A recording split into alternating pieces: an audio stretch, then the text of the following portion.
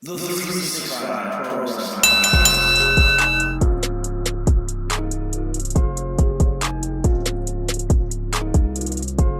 365 Nation, thank you for joining me today. This is episode number 57 on the 365 Pro Wrestling Podcast. And today, my guest is the high risk hero, Rip Impact. How's it going, man? Very good, man. Thanks for having me, Eddie. Now, you've been wrestling for a long time. Like, when did you get started in this crazy world of wrestling? I started training in 2003 or so, yeah, and I started wrestling shortly thereafter. So, about 17 years now, half my life. Wow. More than half my life, yeah. That's amazing. Just thinking about that, because I just hit that mark now. I started in 01, and I've been wrestling 18 years now. I'm 36, and I've been wrestling like half my life. Like, that's pretty crazy to think about it, eh? It's crazy when you think about it. Yeah, like soon we'll be wrestling more than we haven't been wrestling. Like, that's wild. It's crazy. And some of the kids coming up, they're very young, and you've been almost wrestling more than they've been alive. Absolutely. Seeing guys I'm training and guys that are wrestling that are 17, 18, 19. I have many students in that age range. And it's like, I've been wrestling as long as they were born. And it's just, like you said, it's crazy to think about that. And it is wild. But where did you get your start? Where'd you train, and who were your trainers? So I started at one place in early 2003, but then quickly segued to my real training that year with Ernie Moore at the Living Legends Wrestling Academy. Additionally, with Ernie Moore, I had some help training with Ricky Stardust and Reggie Marley as well, but Ernie's the main man behind it, who made me, what I say is he made me not only the wrestler I am today, but the man that I am today. That's pretty huge praise. And Ernie is the executioner. So if you go and look at history books, he's had quite a career. And I think you guys developed quite a bond, because he really took a liking to you, and you end up helping him out tremendously and almost started helping teach pretty quick in your career, did you not? Absolutely. It was just a couple of years after, not even like 2 years after, about 2 years after training with Ernie, that I was brought in as like a assistant coach and started training a lot of guys then, and helping train guys like Alessandro Del Bruno a little bit when he started, and Justin Sane, and a lot of these other guys that you see have been wrestling now for 10, 12, 13 years. I started helping train them on the early ages and showing them what I could after a few years of training. And those guys are staples now in Ontario when you're wrestling. They're main event guys everywhere you go, so that's pretty impressive. Thank you. Now, your bond with Ernie also gave you great opportunities to meet other legends or old-time wrestlers who've been in the area, and you used to get to go to some of these very special lunches. I'm not sure if you still do them, but do you tell people about like some of the great experiences you had at lunchtime? Absolutely. I would get these get-togethers and these lunches with Ernie and other local legends from the earlier days. Billy Red Lions would come out, and others like the Wolfman, and occasionally in December Greg Oliver would join us. But like a lot of the legends, like the Love Brothers, like Reggie Love, he would show up, and Farmer Phil. There's so many of them that I would just get to hear their stories, and like it'd literally be like lunch at the Mandarin, be myself and 10 or 12 other wrestling legends, you know what I mean, who are 70 or 80 years old, telling me stories, and I'm just soaking up the knowledge. I love the history of all that, so just hearing some of their stories about when they were on the road and traveling was incredible. I was always so jealous of you, because I thought it was so amazing for you to get to learn from these guys and have some lunch just like in a casual setting. Sometimes when we're at shows, no matter, even if we want to see our best friend or someone we haven't seen in a while, we don't actually get a reunite like we used to, like, because it's just, you're so busy doing so many other things. So to be able to have a lunch and like dedicated time to just tell stories and listen to stories was it sounded pretty amazing to me. Absolutely. Now, your training didn't stop there. So we talked how you started early, you ended up helping early, you had lunch with all these legends, and then you started doing seminar after seminar after seminar. Can you tell us about some of those? Because there's been so many, you don't got to list them all. Some of the important ones.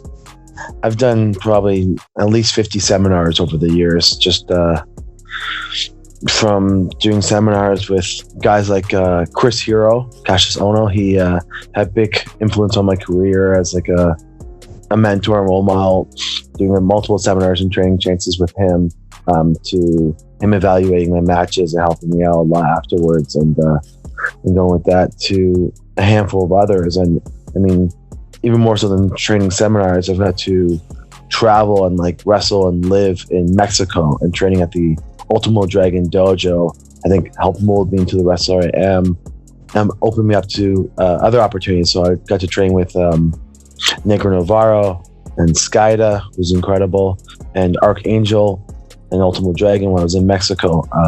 Shortly after that, I got to travel to Texas.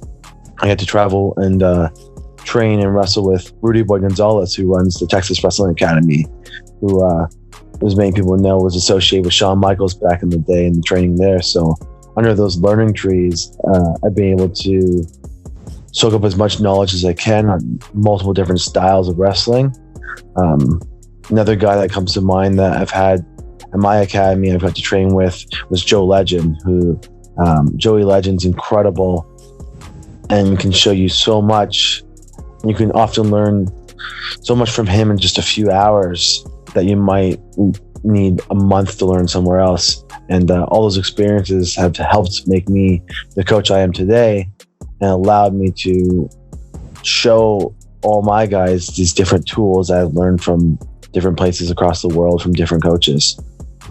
And that's something pretty impressive to me, because I remember I had my trainers, but they had not that much like worldly experiences you got in your short amount of time with Mexico and Texas and all these guys, and Legend, of course, he's such a great trainer. Of course. But I just remember I'm like, I need some more pins, and then I learned about 30 pins that day. I was like, holy crap, like, it was amazing. So I was thankful for that, and just, hey man, what do you think about this? And I know you're gonna have something, because you worked with so many people now, and it's pretty impressive that you're still so young, and now you have Hamilton Pro Wrestling. It's your school, and it's doing amazing things, and you have quite a stack of talent now growing in Ontario. Can you kind of talk about Hamilton Pro Wrestling School and some of your kids who are out there now? Absolutely. So I opened up the Hamilton Pro Wrestling School 3.5 years ago. It would have been September 2016. That seems right. Yeah, September 2016 is when I opened up. So 3.5 years ago. And I can't believe it's been that long already. Time is flying by. And there's been a lot of students have come and gone through there. And actively, I mean, I think I currently have 40 plus students that train with me. You know what I mean? They drop in, or if they're past students, or like currently in the current crop that I'm training next generation. It's probably up to 30 or 40 guys in there alternating for classes and such, which keeps me busy. But I mean, some of my earlier classes, I had guys like BMD, who's really broke out onto the scene, wrestling in the States and winning championships. Corey Stone, who's making a name for himself locally here. Mike Forte, Tyler Arrow. I had a student named Dylan Daniels in the past, who has now moved into focusing on jiu-jitsu and grappling. But when he was around with pro wrestling, he had a good little run, and he really enjoyed it. And then so many others. The next crop of guys like Johnny D, and there's just so many guys that show so much promise, and they're, like you said, at a young age. Often some of these guys are, I mean, teenagers or their early 20s, and some of these guys are still in their 30s as well. Like, I work with these guys at all different ages, and seeing their success early on and then picking up is just incredibly rewarding. And I spend most of my time and days at the Hamilton Pro Wrestling Academy. We do classes 3 days a week, and I mean, I'm there for private training sessions, so I'm there usually 5-6 days a week, and sometimes I'm there for 3 hours, and sometimes I'm there for 10 plus hours. Wow. Now, I've seen, I always see the pictures and everything. And recently, Joey Allen's even said he's picking up some private sessions with you. He's got a girl in there. And I always think that's cool when, especially for Joey, because he's not wrestling at a school right now all the time, for him to be able to go to your school and pick up that in-ring time. Absolutely. It's something I like to offer on top of my classes that I run 3 days a week. Like I said, I do one-on-one time, private training, or small group sessions, and it could be anything. It could be someone preparing for a match. It could be someone that's been out of the ring for a while that want to get back into it and shake off some of that ring rust. It's someone that maybe has some bookings, but maybe they have a slow month and they just want to, stay sharp. So I work with guys all different levels like that and try to offer in-ring physicality that we can do, but also just a different perspective and idea as to what they might be doing, or some creative input on something they want to try. It's pretty amazing. And now, so you mentioned... sorry. Yep. It's great training with Joey not too long ago, actually. No, it's pretty cool. He told me how he had such a good time, and he's got to do it more and more and more. But at the very beginning, you mentioned Ricky Stardust kind of had some help in you, and then he made a return, and he did that by coming back to your school and working with you. Was that pretty rewarding in a way to be able to give back to someone who gave to you in the beginning? Absolutely. It was just full circle. I mean, he helped me out in the beginning, and he didn't wrestle back then, but he was helping Ernie train and stuff, because Ernie was a bit older, so he couldn't necessarily show everything in ring. So he would have Ricky teach him things, and he never really actively wrestled at that time because he wrestled for a couple of years and then his career wrapped up. He had life and stuff, but getting back into the ring, wanted to do another run and another set of matches. He wanted to take it seriously, not just jump back into a show, and he wanted to train. He was training once, twice a week on top of getting himself into the best shape of his life in his gym. He took it serious by coming to me and training with me, and he knows that wrestling has evolved. Wrestling's constantly evolving and changing from where it was 5 years ago, 10 years ago, 15 years ago. So he wanted to kind of step up and keep up. So it was absolutely rewarding to see that full circle of someone that had input and a little bit of help training me to now me training him and showing him now how some of these things have evolved and the next steps that we're doing, and some of the things we didn't learn back then that we know now that will help us. It's wonderful now that it's just your toolbox got another layer of tools in them, and to be able to show people is pretty impressive. Now, I want to get into CWF. I want to talk about early PWA, because you used to wrestle hundreds and hundreds of matches all the time. But maybe we could do that next time, and we'll dedicate this one just to the training. Is there anything that came up to you that was shocking and hard to challenging to teach people? Maybe just dealing with people themselves because everyone's different, or what were the big challenges when you started HPW in general? As you said, I wasn't, you're never sure what to expect. You can't predict anything. So when I opened up the school, I honestly was hoping for maybe 7 to 8 students. Overwhelmingly on my first class, in their first couple of months, we had 16, 17 students or so. So it was perfect. We had a great number. I like those classes when we have 10, 12 people in a class. As you said, people vary in age, people vary in athleticism. Right there, I had a curriculum in mind and what I wanted to train people and work with that system. Some people obviously pick things up a bit faster than others. I feel one of the things that really helped me was when I was training, Ernie was very patient, and being very patient as a coach, I think, is very important. A student can be athletic, but they have to be coachable and they have to listen to what you have to say and your input. We also have to be patient with them. It's a back and forth relationship. And I feel with my coaching, it goes beyond the ring. If someone needs something after class or next day or on an off day, they can always shoot me a message. I'm always happy to help them out with things. As far as the in-ring aspect of it, I try to work at everyone through things at their own speed, and I always try to say I want to showcase people's positives, but I never want to neglect anything they're struggling with or the negatives. I want to keep working on those to make them stronger at those abilities, so they're not negatives anymore and they can work better at them.